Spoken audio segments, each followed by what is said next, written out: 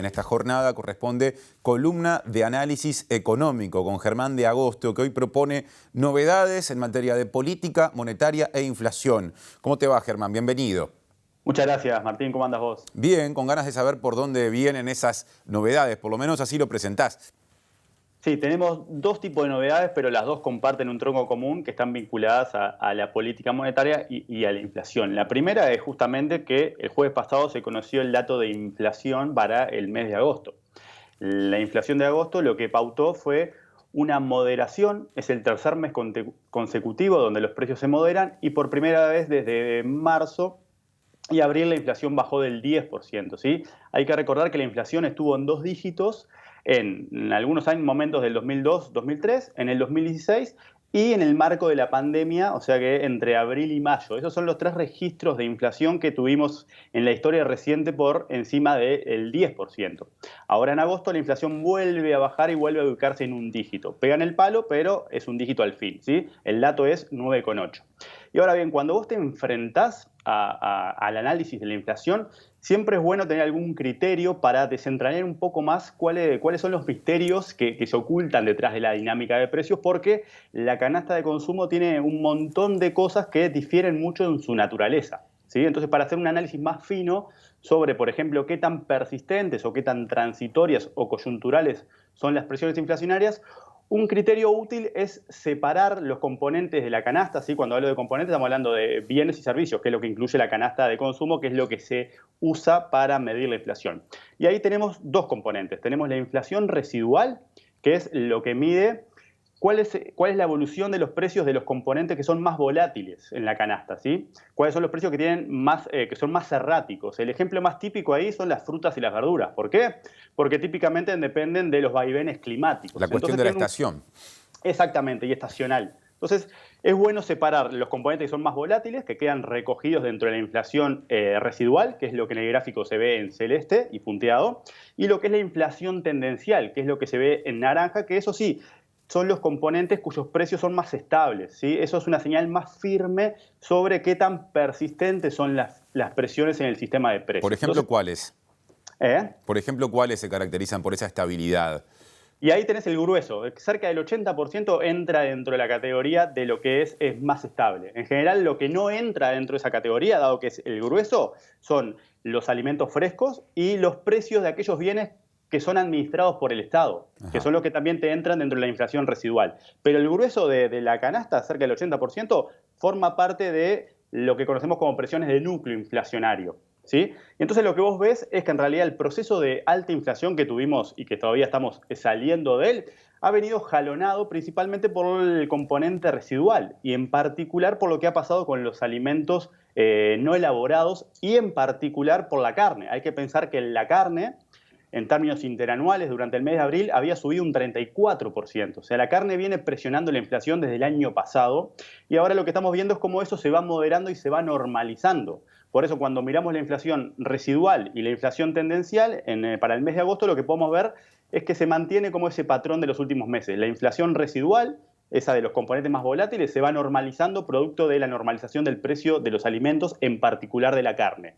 La inflación tendencial, por el contrario, lo que hace es va subiendo y va convergiendo hacia lo que es la inflación global, que es lo que está en negro, ¿sí? La medida típica que tenemos. Entonces, eso es como una primera medida para desentrañar qué es lo que está pasando con las presiones inflacionarias. Entonces, lo que estamos viendo es que las presiones eran más coyunturales, producto de esa evaluación, esa dinámica de los precios de los alimentos, ¿sí?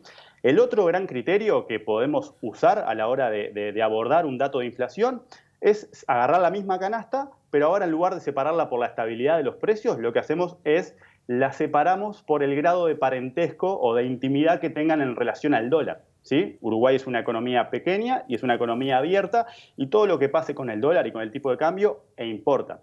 La inflación no escapa a esa regla. Entonces, muchas de las cosas que consumimos, ¿sí?, son objeto de comercio internacional y por ende son sensibles a lo que sucede con el dólar, ¿sí? Entonces, una forma de analizar la inflación por este lado es separar la inflación entre lo que se conoce como inflación transable, ¿sí? Y ahí están todos los bienes y servicios que son objeto de comercio internacional y por ende son sensibles al dólar. Y lo que vemos es que ese componente también se ha venido moderando. ¿Por qué? y porque el dólar en nuestro país ahora está más estable. Después de aquella volatilidad importante y aquel salto que tuvo en marzo, de hecho, entre marzo y abril, ¿sí? De hecho, en abril tuvo el salto más grande mensual desde julio del año 2002. Claro, ¿a cuándo nos ¿Sí? fuimos? Claro, fueron casi 5 pesos que subió el tipo de cambio producto de todo el ruido que generó la pandemia en el país. Entonces, lo que vos tuviste ahí es un proceso de fuerte inflación transable, o sea, de los componentes que están influenciados por el dólar. Por el contrario, lo que tenés cuando separás por este criterio es la inflación que decimos que es no transable, que eso es lo que te da es la perspectiva doméstica de los precios, ¿sí? De los productos, principalmente de los servicios. Por ejemplo, un corte de pelo, que es Claro. algo que no es objeto de comercio internacional. Entonces, cuando miramos en la inflación no transable, lo que vemos es también que se ha moderado mucho. ¿Por qué? Porque en el contexto en el que estamos, donde la economía está bastante deprimida y la actividad se ha visto muy resentida, las presiones de demanda en una economía que está atravesando con un proceso recesivo y con un problema del mercado laboral, no han presionado tanto. De hecho, muchos de los servicios que están contenidos dentro de esta inflación no transable son como la educación, ¿sí? La salud o servicios que se han visto bastante afectados y, por ejemplo, la educación tuvo registros negativos durante los meses anteriores. Germán, Entonces, escuchándote con mucha atención y antes de pasar a las cuestiones vinculadas con política monetaria, si me guío por los dos criterios que has empleado para medir la evolución de la inflación, ¿podríamos hablar de buenas noticias, volviendo a aquel disparador inicial que hablaba de novedades? bueno, sí, por ese lado sí, porque tenés como una moderación y una normalización. Entonces, si lo mirás por cualquiera de los lados, una de las cosas importantes, porque de vuelta, estamos usando dos criterios para aproximarnos al mismo fenómeno. Entonces, muchas cosas están vinculadas. La carne, por ejemplo, juega en las dos. Juega en la primera, ¿sí? Como dentro de lo que es residual, Claro. dentro de lo que es volátil, pero también juega dentro de lo que es transable, porque es nuestro producto de exportación, uno de los más destacados. Entonces te pegan los dos.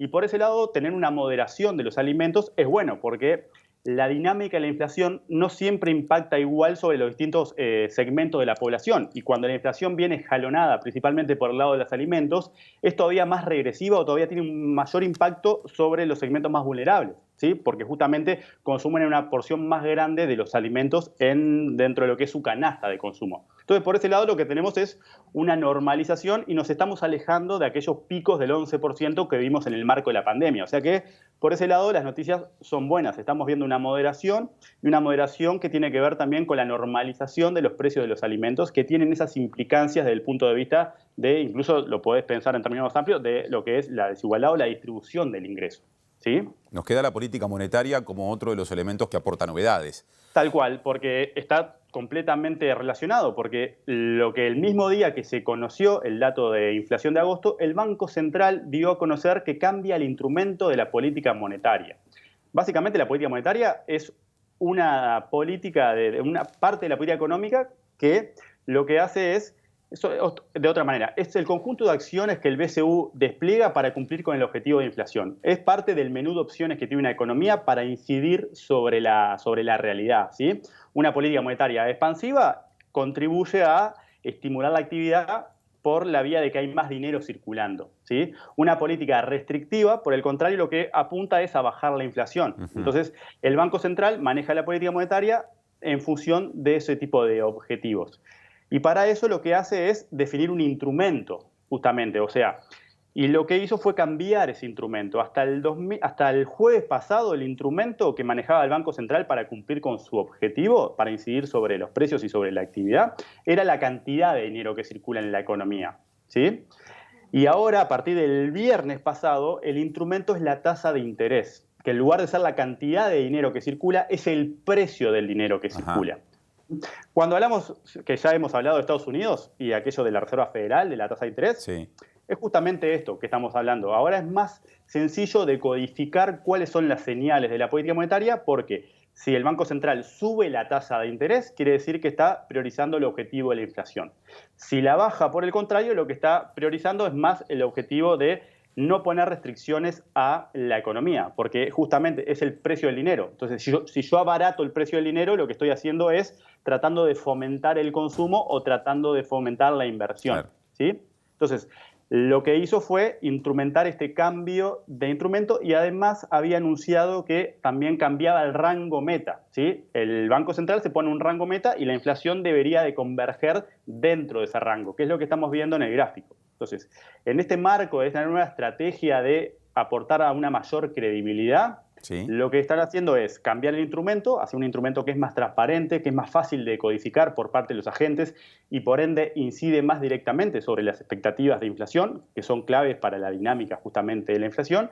Y lo que está planificando es que es lo que está también en el proyecto de ley del presupuesto, es que la inflación converja hacia 2024 a un nivel del entorno del 3,7%. Bien. Entonces, este cambio de instrumento se enmarca dentro de esta política, así como se enmarca también ese cambio del rango meta. Bien, habrá que seguir con el tiempo que vaya pasando, las cifras, los índices inflacionarios, para saber si se alcanza ese objetivo o no. Gracias, Germán, como siempre. Gracias a vos.